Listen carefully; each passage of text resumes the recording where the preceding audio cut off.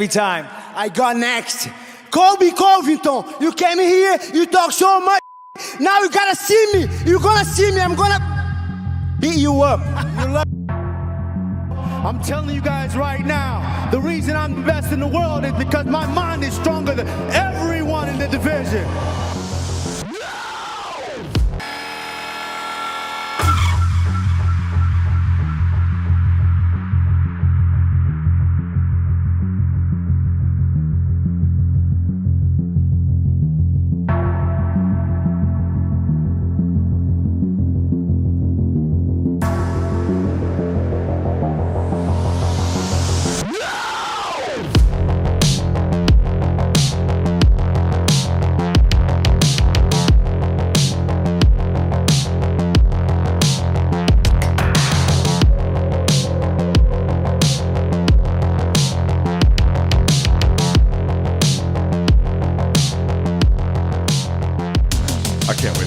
Gilbert Burns is complete.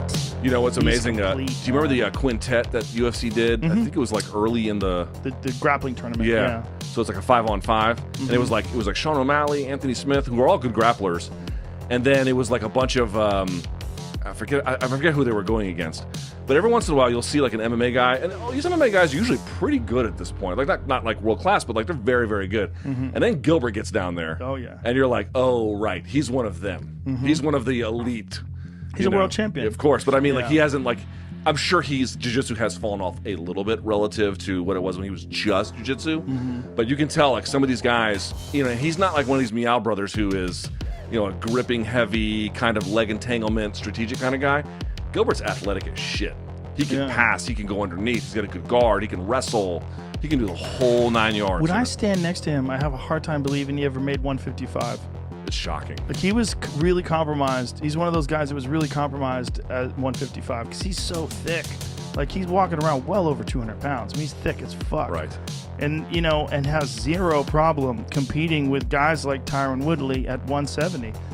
He's a fucking monster, man. His striking is nasty too. That's what's interesting about Gilbert is that he is an elite Brazilian Jiu-Jitsu black belt, but his striking is fucking world class. That Woodley fight was an eye-opener. Oh my god, dude, his striking's terrifying. It's really, really good. Right, and I mean, here's the thing about it. It's like, can you imagine? It's like, what's your ace in the hole? Like, what's your thing you can go to if you need it? Oh, you're a world champion black belt. That's the thing you have if you need it, because everything else is good enough to win a UFC title. Yeah. That is fucking frightening. Yeah.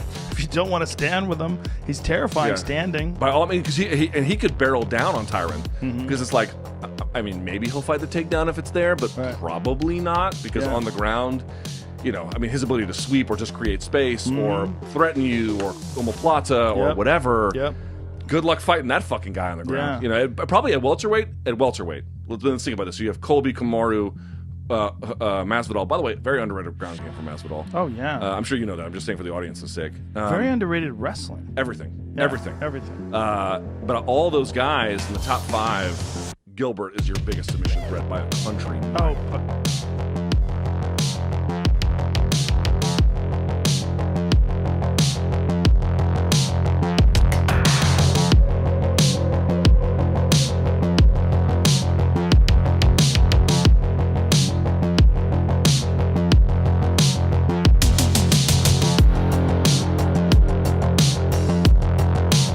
Is because we want to test ourselves. This is not a matter of disrespect and I want to beat this guy's ass. No, it's George was the best. He did everything the right way and got to the top and walked away, and he can still do it. So we want to test ourselves against a guy like that because we pride ourselves on being the best. We've worked tirelessly to get to this point to where it's not necessarily for hype, it's not for the money. Like all that is good, yes, that's great. But we want to test ourselves against the best to ever do it. And that's what George symbolizes. And of course, myself, he's in my weight. Now I'm the king. He was the king. Like, it's interesting that you would prefer that over Conor, because I think the Conor fight would be the biggest payday, right? Absolutely. I think. You don't think so? Well, I mean, I don't know. Red They're panties both- night. That's red panties night. We all love red panties. I mean, the last pay-per-view they're saying tracked just below Conor and Khabib. It's a fucking. Really? They think it's more than 2 million pay-per-view buys. Wow. Huge.